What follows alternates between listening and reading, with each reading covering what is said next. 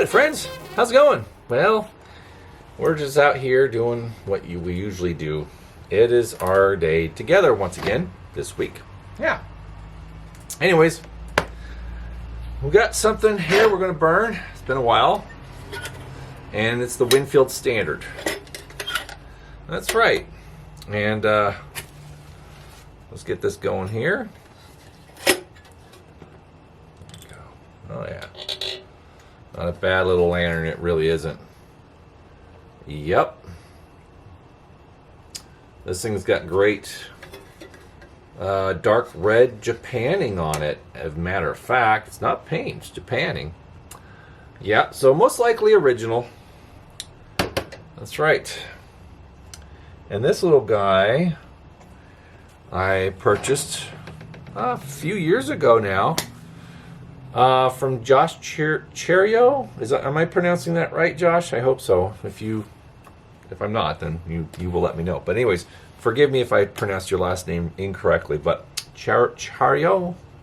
Anyways, bought this from him. He had two of them, two identical Winfield Standards that with the red Japanning. They both had red globes. I still have the ruby globe that came with this, but I just have this beautiful embossed Winfield globe in it right now. But anyways, I was looking for one of these for a while and came to an agreement, and he decided to part with one. So there you go. Anyways, yesterday was Winfield Day. Winfield Day. Yeah, as collectors like to designate certain days for certain things sometimes. And in the tubular community, we've all kind of picked certain days to recognize or honor or burn a specific manufacturer. And it's like Sunday ham or, side lift Saturday or whatever you wanted to say. There's many, and there's no real rhyme or reason. It's just collectors being collectors. So there you go.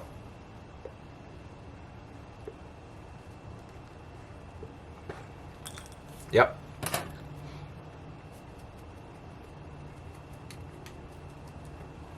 Anyways, it's finally nice. It's been overcast all day. So far, this morning, still in the AM. Nice overcast, very cool. It was in the 60s last night. It's brilliant. Because last week, we had 100-degree plus weather. Mm-hmm. Stark contrast to last week. In fact, we had such a heat event. It was insane. It was over the weekend. It was hitting 110, 112. Mm-hmm.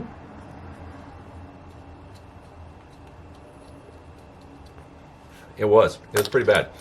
But now, ever since Tuesday, it really chilled out, and it's much nicer today. Well, probably only hit the 80s, low and mid 80s. Mm-hmm. So it's starting to feel like September. I love it. It's most welcome. Most welcome. Mm-hmm. Anyway. So, Winfield Standard bottom lift. Yeah, this is kind of like the high-low of Winfield, even though it predates the high-low. But it's got a spring-loaded wire guard.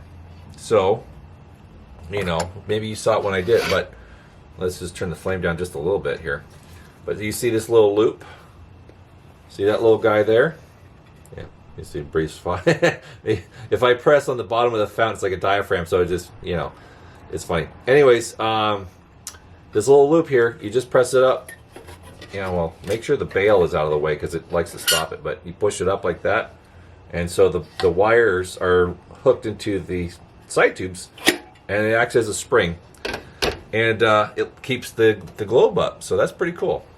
Anyways, this is a great piece. I'm very happy with this piece, and it's not going to go anywhere. It's exactly how I like it.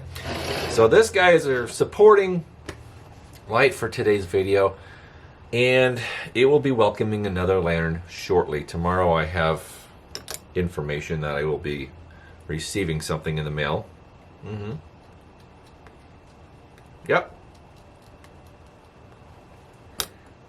Anyway, it's a beautiful piece. So what are we sharing today? Well, we got a few little things. Nothing too crazy, but I wanted to share because I don't think I really shared them on the channel yet. Kind of surprising. That's true. It's true. Anyway, let's see. I wanted to talk some more about lantern globes. There's a lot of variety out there. And there's a lot of marked globes and unmarked globes. And some people, beginners, are curious of what's a reproduction and what's not. Well, I will say this. There might be, I'm not aware of any globes that are reproductions of marked globes from the, from the early tubular period. I know that W.T. Kirkman makes a tubular globe, several actually, and other globes for railroad lanterns and other applications. However, they mark them WTK or W.T. Kirkman number 0 tubular or whatnot. And they have a fits-all style based off the Dietz fits-all as well. But they don't try and pass them off as legitimate manufacturer style globes for any particular brand name. Like whether it's Dietz, Ham, SG&L, Prisco, whatever. So there's no real reproduction globes I've seen that are replacements for, original lanterns from the 19th century or into the 20th century. Haven't seen any. Now, some of the worry and concern about reproductions kind of spills over from the railroad collectors groups, because there are people that make imitation railroad globes to try and boost value of their lanterns. And reason being is that, sadly, a railroad lantern that can be very expensive and valuable will definitely increase its price or value depending on what glass is in it. Glass plays a big part of it. And if you have a cobalt blue globe that's marked for the road that matches the lantern, then of course you're going to stand to make a lot of money if you choose to sell something of that nature. Amber as well, or ruby, or green, signal green, whatever. So colored glass is definitely very popular, and it is also that case in tubular lanterns. And people like color. It's interesting. I love clear glass. It's very nice. You get more light from it, but at night, if you want to just decorate your patio or garage, such is the case, or even your living room if you're burning hot blast or whatever, and you want to add a little splash of color in the corners of your living space, yeah, colored glass is great. And you can definitely get brand new colored glass from W.T. Kirkman, and that's quality stuff. It really is. I can't recommend their glass globes enough. They are wonderful. They're full weight. They're heavy globes. You're getting what you pay for. But anyways, some people do choose to burn antique glass. I am very selective what I burn when I burn an antique globe, and as I've mentioned many times on my videos, is that I usually choose something that's been flashed colored, not cast colored. And that's because flash is more or less a clear globe, which has a much less risk or tendency to crizzle or cancer, as we've talked about in the past, opposed to a cast color globe. So when the color is applied to the inside of the glass, you might be a little safer. I know I run the risk. I roll the dice, and I haven't suffered from any glass cancer yet. Now, I don't burn all my antique glass often, very much at all, except for clear stuff. I'll do the clear stuff. But anyhow, we're getting off topic a little bit. However, I wanted to share some globes that you haven't seen yet, and it's hard to decide which one I want to share first, because they're both great. So this one I'll share because I love it. It's really nice. So I have this in a side lift tubular. It's a Dietz side lift tubular. Now this globe, I don't know if you can see it, it's got a sticker on it. It's a circle cross logo. I might have shared this at one point, but I can't remember. But anyways, that sticker is original. It's original. And this globe is marked on the other side. You can barely... this bail is making it so it doesn't focus on the globe. But it's a number O tubular Dietz. Yeah, it's a Dietz. Number O tubular New York, USA globe. So it's marked, and the sticker's on it. So I have the sticker facing out because we've all seen the marked embossed globe, and the real fun part is the sticker on there that's from the 1890s. And this lantern is embossed on the bottom with the Circle Cross logo. Yeah. So I figured it's appropriate. It's about the age. It's the era of this lantern, or most 1890s lanterns of Dietz anyways. But it looks good. It's a nice dark patina with the nice ruby globe. It looks great. I've not burned this globe because technically it's a new old stock globe from the 1890s. It's a 125-year-old, never used globe. So no, I'm not going to burn it. No, I'm not going to do that. I'm not going to run the risk of that little sticker, curling up and falling off because of heat. No, that sticker is collectible as well as the frame and everything else therein. So no, I'm not going to do that. But I have plenty that I burn, of course, but this stays just the way it is. When I bought this lantern, it didn't have a marked globe in it. So when I bought this globe from the antique lantern, I just decided it would look good in a Dietz frame with a Circle Cross logo on the bottom. So it's about the same period. For a while, I had this in a Dietz OK. And now I moved on one of my OKs to another collector and friend. And I put it in my side lift. I think that's a good look, right? I think so. It looks right. It looks good. All right, so, it's funny because people are like, how do these globes go through time without even being used? How did that happen? What causes something to just sit on a shelf for 100+ years and never be used? Well, that's a good question. Now, I've been collecting for close to 30 years, give or take anything in particular. I've always been into antique stuff since I was very young.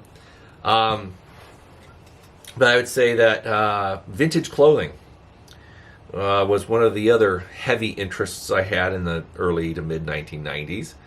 And finding vintage clothing stores that offered clothing from the pre-World War II era was available. You could find it. But I remember going to one store specifically, actually two. And one was shoes. You can find brand new shoes that were never sold from the 1920s to the 1960s. Yeah. And that shoe store used to be over... Well, it's still there. It's still down in Hollywood on, Fairfax and Beverly, I think. It's Beverly near Fairfax. But Remix Shoes. They used to... Back in the 80s and 90s, they sold nothing but new old stock shoes. So they would send out people to find shoe stores that were going out of business. And they would find these stockpiles of new old stock that never sold. Because, you go to a shoe store, or any store for that matter, and you see a lot of stuff, a lot of merchandise. They don't always sell it. And a lot of stuff gets stored away. And when the new styles come in, they put the old stuff away and store it. And then they would bring in the new stuff, and the cycle continues. So whatever doesn't sell for that season, then they put it away in storage. And sometimes it goes to a donation, or it's just stockpiled and stored, and they don't know what to do with it. They're like, well, nobody wants to buy out of fashion shoes. Why would they want to do that? So they just store it, and it gets kept someplace, and then years later, decades later, in most cases, it gets discovered, and then you have these time capsules of items that were never sold in the era and that are 50 to 90 years old, and in the box.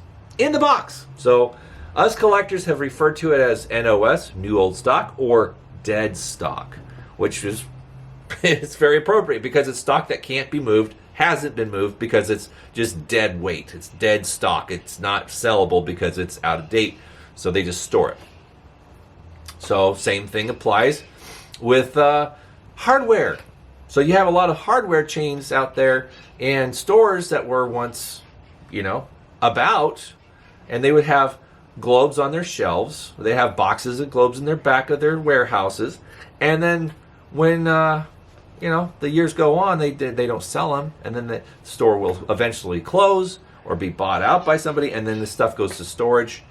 And then when those businesses close, then eventually somebody will say, "Oh, well, these are really old," and so they will put out ads saying they have old store stock they need to get rid of, and then people come and find this stuff that's never been touched or used since 100 plus years or more sometimes. So finding things that have been never used from 100 plus years ago is getting very, very hard to come by now. But it still turns up. Can you believe that? It still turns up. So we're dealing with a globe, from the mid 1890s, 93 through 96 or so. But I know that they used this round circle cross logo sticker into the early 1900s. It predates the oval. Now, the lanterns weren't stamped with that logo. They stopped stamping the lanterns with the circle cross logo in 95, 96, somewhere around there. It was kind of early. They only did that for a very brief period of time. But they still used the circle cross logo on their globes and some of their branding. Not too much. But yeah, by 1910 or so, then 1909, 1910, then they started introducing the oval logo that we all know and love, and it's synonymous of Dietz. So, when you think of Dietz, you think of the oval logo, and of course, the oval logo evolved, and it became italicized. Yeah, by the 1970s, 80s, it became italicized to try and make it look modern and hip, and then you see the Dietz lanterns of the last 20 years with holographic stickers on the front. I mean, they're trying to make them snazzy and kind of appeal to a younger audience, I guess. Trying to make them look kind of fancy, but I'm like, it's still an oil lantern. It's still a Monarch or a Junior that's been made for over 100 years, and just roll with that. People buy these because they are nostalgic for, anyways. So that is the cool ruby globe that I like, that I got with the sticker on it, and it's never going to get burned. But here's another lantern globe. Now this one's it resides in my early Dietz, R.E. Dietz spring top lantern. Okay? I know this is a big heavy hitter here. It's got the blowhole.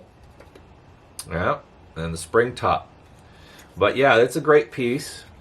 And it's got a fill cap, so it's post 76 or 77, 1870s. Yeah, so this one's right around early 1880s, I would say, maybe tail end of the 70s. But it's a beautiful early Dietz tubular with the spring top. Now, the spring top is only here because it's a globe retainer. So you have to lift it up to remove the globe. But I will remove it. Well, actually, I'll just leave the globe in here. But I got this from a friend and fellow collector. But check this out. What is that little hole here? You see that? What is that? And why is there metal on the other side? What that comes together? What is that? Well, that is a match strike. So the idea is that you insert your match here, and you press it, you push it in like that, and then it will strike on the metal inside the globe. And then you can light your lamp. And now this does have a match hole underneath the globe plate here. There is a hole that you can insert the match. So you strike it and you insert it and then light your wick that way. That's how this was done this early period for a lot of lanterns, actually. But this one has a special strike on the globe. Now this globe is not as early as maybe we like to think, because this looks like a very early idea, very early invention. For globes that don't rise or fall, with a non-lift mechanism type of lantern. You'd think this would be something of the 60s or 70s or 80s. It's not. It actually came late. It came in the very tail end of the 90s, early 1900s. That's when this design was patented. Turn of the century, of the 20th century, that is. So yeah, but anyways, this globe is not perfect. It's got some glass cancer. It's a very, very cheap glass. It's not quality at all. But I love the little match strike. So, I mean, or a lantern with this distressed black paint, I do intend on removing the paint at some point, because I think I like to see the solder, because these things are so goopy with solder, and it's just fun. It's just a neat looking lantern. But I will eventually remove the black paint off of this. I think it will be very pretty. But yeah, I mean, the spring is brass. I believe it is brass. I think it's brass. There's brass bits on this thing for sure. But yeah, with the globe, I will most likely sand down the cancer a little bit and make it smooth, a little smoother and not so ugly. But I mean, it's a neat, globe, and it's just kind of fun with that little matte striker in there. So I don't think I've showed this on the channel, so I thought I'd show that to you guys. Pretty cool, huh? Pretty neat. They're not easy to find. No, they're not. And they are rather obscure, and they can be worth some money. They can go for a little bit of coin because of that unique feature. Now, there's other lanterns that existed. Three's a charm. That had matte strikers in the globe plate. So that's pretty cool that they were coming out with these inventions at the tail end of the 19th century, where they would offer a device that lit the match as you entered the globe plate to, make things easier, faster, simpler. And for whatever it's worth, floating globe plates or stationary smoke bells that don't have a lift mechanism, they can be very easy to operate. Yeah. And you just have to be, good with inserting a match. Now, it's not everyone's able to get strike anywhere matches these days. It's I find them at Ace Hardware. We're pushing about $3 a box. I think it's worth it. But not all of them are always good. You get a good box or a box that's mediocre, or a bad box where they don't strike very easily. But anyways, consistency is so rare these days. But yeah, I think it's you just turn up the wick, and then you either strike it and insert it into the little match hole, or if you have a globe like this, I wouldn't recommend burning these because they are cheap. As you can see, it's cancered pretty quick, which is rare for a clear globe. But yeah, there's a lot of fun mechanisms out there, and that's what collectors kind of look for. They do look for the fun, oddball stuff that's different. And that's the thrill. That's the fun of the hobby, really. It's finding the stuff that's not too easy to find and that's a little different and unusual. But that's always been the case with so many collectibles. So, guys, that's what we got now. And I thought I'd share these fun globes and talk a little bit about the history behind them. And show some nice lanterns, too. I mean, who doesn't like a spring top RE Dietz or a side lift, square tube, or even a beautiful Winfield. Yeah. Now this one, people often say, well, how old is that? When does this come into play? Well, it's got a Monarch frame, so post 1900. Yeah, this is about 1900 to 1905, give or take. Yeah. And it's got just wonderful character, wonderful design. It's great. Yeah, and this one has a crimped bottom. So this iteration came out a little earlier, right around 1900. And it's interesting about Winfields. The earlier ones had a soldered-in bottom, of course, like most tubulars, pre-1900. But this is all one piece. Do you see any seams? I don't see any seams. This is two whole pieces, draft tube and side tubes. And they stamped them two pieces and then crimped them together. But the earlier Winfields will have a seam here and a seam here. You'll look for that, and it's pretty cool, where they joined the tubes together. Where this is a separate piece, but it's like, let me see. Am I remembering this correctly? Is it here and here, or is it here and here? Anyways, you get the gist.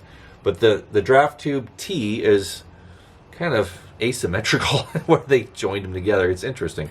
But manufacturers always did some interesting stuff trying to figure out the best method. And those are things that we collect too. Variations. oh gosh, it's a slippery slope, guys. I'm telling you, it's a very slippery slope. You want to collect, the different variations, blah, blah, blah, blah. You know, it gets deep. It gets deep. In fact, shout out to Mr. Cumberledge in Pennsylvania. We were having a conversation. We talk often, but he was telling me how much of a well, I mean, we all know how much he loves lanterns. There's no questioning that. Great guy, good friend. But he's not a big fan of the later Embry lanterns with the looped stand-up bail. You know, with the little ear, loops with the bail that doesn't really sit down or anything. Yeah, he's not a fan of that design at all. So much so he says he would never buy a lantern with that design. Well, he just did. And primarily because of the patina and the aged blue paint on this lantern. It's a beautiful lantern, I'm not going to lie. It's very nice. But yeah, he said, I'll never buy one of those. And then he bought one mainly because of the condition. But yeah, it's interesting. We have our likes and our dislikes. Then when we see something that's not exactly in our circle of appreciation, then we sometimes make an exception because of condition or whatever. But the sickness gets real, guys.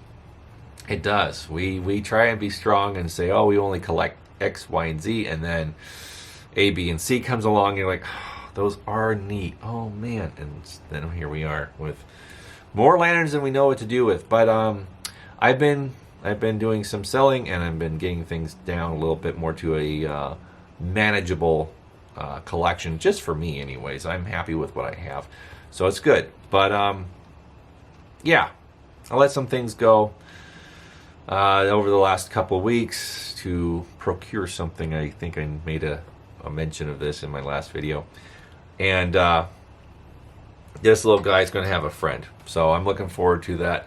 And we'll come at you next week with a new thing. That's right. So sit tight. Hope you guys enjoyed this week's episode. Thank you to all the new subscribers. Thank you for following the channel, and continue to subscribe and share with your friends. I appreciate you. Absolutely. We'll see you next week at the same time, and definitely cooler weather back here in the old time cave. Have a good one.